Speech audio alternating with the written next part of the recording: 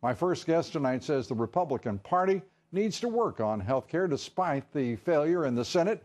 Joining us, Congressman Jim Jordan. He serves on both the Judiciary and Oversight Committees, a member of the House Freedom Caucus, which we've just learned is meeting after a tax reform forum scheduled for tomorrow. Yep. The group could vote to take a formal position. We'll find out right now. Congressman, good to see you. Good to be with you, Lou. What's going on with the Freedom Caucus?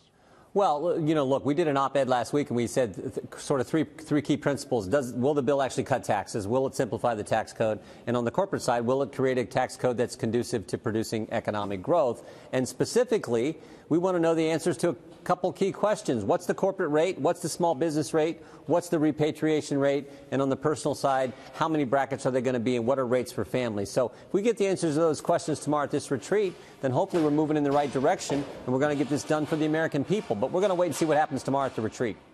At the retreat, but the president will be going to Indiana to lay it out. Will it be his rates, or will it be Ryan's rates? Will it be a so-called better way agenda, the speaker's nonsense? At what point will there be leadership within the House, within your conference, that will support and drive the agenda of this president? Well, the president has been great on this issue. He's been talking about a 15% rate. He's talking about letting families keep more of their money. He's not talking about this revenue neutral framework, which too many folks here in Congress want to talk about. Never forget, Lou, revenue neutral is a Washington way of saying we're going to keep the tax burden the same. We're just going to shift around who pays what. And under that scenario, what always happens is big corporate interests do fine, but middle-class families get the shaft. So we're not interested in that. Since when did we say letting people keep more of their money was somehow a cost to the government? So let's forget the revenue neutral. The president hasn't been locked into revenue neutral. He's been locked into letting people keep their money and creating a tax code that produces growth. That's what we're pushing for. That's what we think we're going to get tomorrow, but we're going to wait and see. Well, Secretary Mnuchin has been talking about paying for it with 3% plus growth. He's been talking in very serious terms. The president himself wants the biggest tax cut in American history. That's going to be a tall order. It's all a tall order with this Republican-led Congress and Republican-led Senate.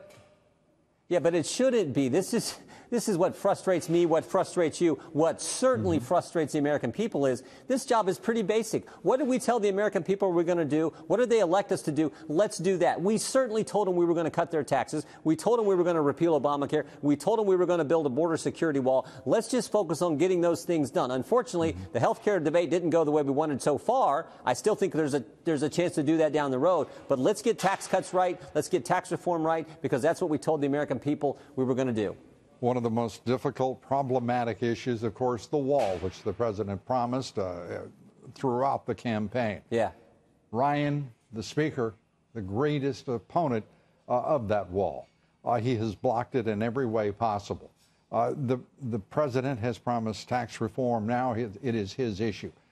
The president signed on to what you guys had voted for 7.5 years, repeal of Obamacare, and today, again, Mitch McConnell has failed the president and failed the party.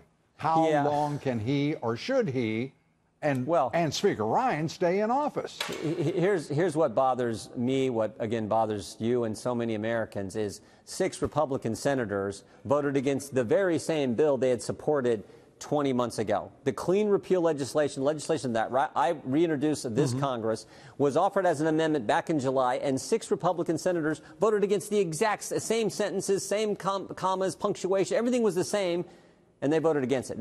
That's what drives voters crazy. So that's the frustrating part, and I think part of that frustration is going to play out tonight in Alabama.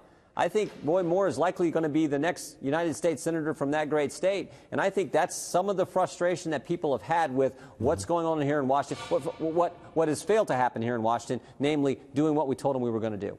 Yeah, the fact of the matter is, a McConnell, a Ryan, they look like troglodytes that somehow have survived eons. And they have, if you will, been Darwined out, but just they in the conference don't realize it. Well, I mean, think about in the last few years. We had Dave Bratt beat Eric Cantor in a primary. We had a group formed here on Capitol Hill called the Freedom Caucus. Yep. We had a sitting speaker step down midterm. We had Donald Trump get elected president. And as I said, I think it's likely that Roy Moore is going to be the next senator from Alabama. If that's not sending a message to the establishment, I don't know what does. So let's get focused on what the people sent us here to do last November. All of that, I think, would be consonant if your poster boy for K Street weren't your speaker. That would probably convince people that there was serious change at work within the conference and real opportunity for the president's leadership to be followed. I suppose I'm being optimistic about that. What do you think, Congressman? Well, you know, again, our job is pretty basic. We make this too complicated. Right. What did we tell the people we're going to do? Let's get that done. They expect us to cut their taxes. Does the Speaker understand that? I think so, and again, we're going to see tomorrow. We've been pushing. I mean, look, we stopped the border adjustment tax that they wanted to put in. We've held up the budget until we see what's going to be in this tax plan tomorrow. That's all moving in the right direction. So let's get it, those numbers that we've asked for, those rates that we've talked about. And then let's move forward and get done. Are you going to win on this? Are you going to get it done? I think we are. I really do. I feel much better about this right now. Good. Good to hear. Congressman, always good to talk with you. Appreciate it. Thanks, Lou. Congressman Jim Jordan.